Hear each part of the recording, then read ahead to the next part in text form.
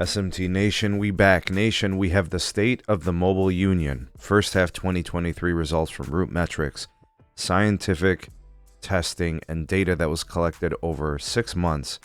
And it gives us a good national perspective on each of the big three carriers. Today, we're just going to focus on T-Mobile. Let's see what the state of the network is like, see what the performance is, the conclusions, what Root can tell us about the network on a grand scale.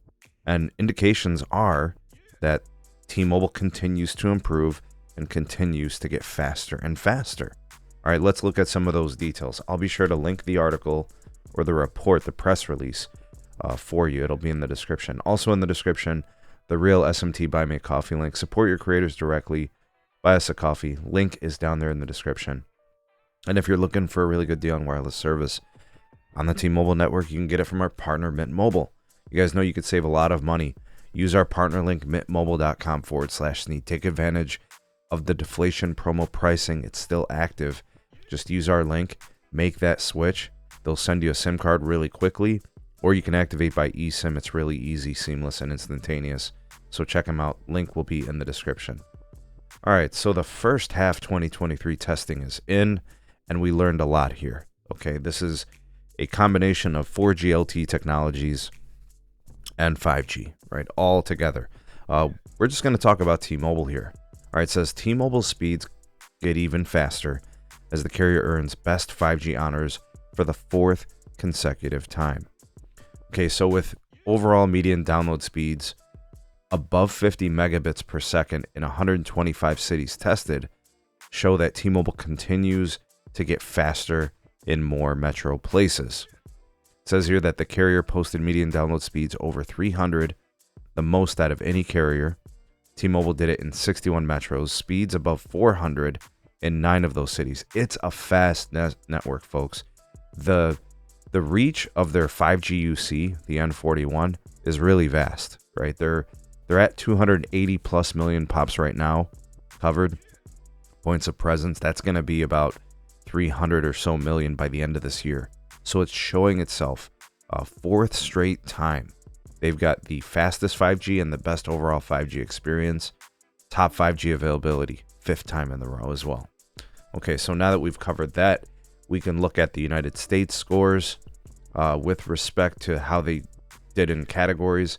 It says the T-Mobile US median download speed is 213 megabits, 3 times faster than any other carrier, marking a jump from 151 in the second half of last year. T-Mobile didn't win any US Root Score awards, but the carrier ranked second in accessibility.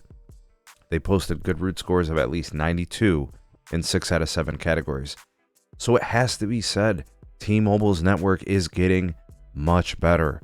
It's starting to perform in a way that puts them, comparable and competitive with historically better AT&T and Verizon.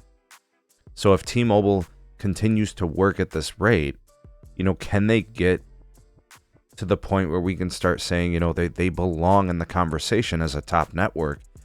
I mean, this is indicating that they can improve. So this is really encouraging to see.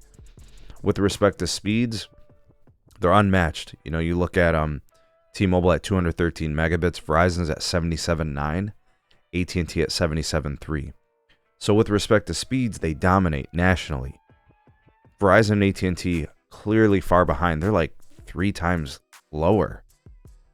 But Verizon and AT&T do other things really well, and that's why they continue to win most of these Root awards, because it's not just about speeds. And I think while that is a strength of the T-Mobile network, it's not the only thing that matters across networking. All right, with respect to states, T-Mobile had 0 overall wins, 0 reliability awards. They did take 24 states overall wins or ties for accessibility. For speeds, they had 16 states. All right. Let's see here. Anything else? Tie. Oh, so speed, it was tie or win in 16.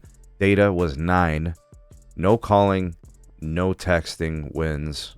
Or excuse me, 0 calling wins. My bad, guys. Losing my spot here.